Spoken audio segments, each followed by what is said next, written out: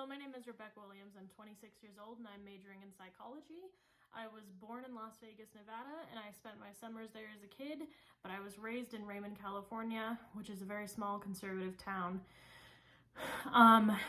Being surrounded by my mom's very colorful, very different side of the family during the summers and coming back to a very conservative town kind of shaped me a little bit of an outcast as a kid because I just saw things a little bit differently.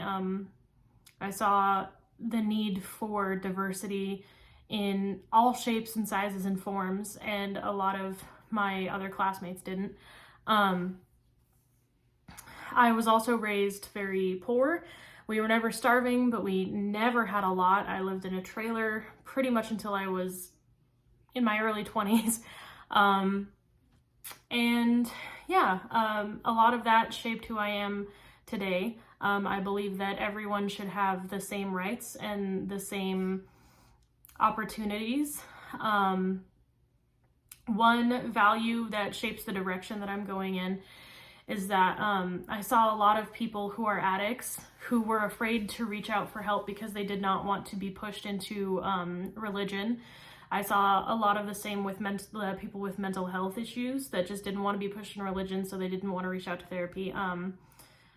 And I just think that everyone should be able to get the same kind of chances, regardless of whether or not they want to be religious or not. And those values kind of shape the direction that I'm going in. An unusual experience that I have experienced that also shapes what I'm going for, which is therapy, is when my daughter was born. She was born with a genetic defect on her heart that required surgery at 4 days old. I couldn't hold her until she was 6 days old, and during that time while she was in the hospital for the first 10 days of her life, even though my fiance was beside me and dealing with it with me, I felt the most alone I've ever felt in my entire life, and I didn't know who to talk to or how to talk about it.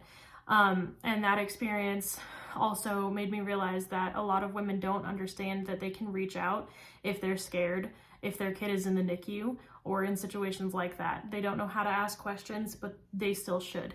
And those three reasons are why I want to go into therapy. And those are the goals that characterize me as a person. So that's who I am. Thank you for listening. I hope I learn a lot this semester. I hope I gain the courage I will need in order to talk to strangers about their most deepest concerns. Thank you.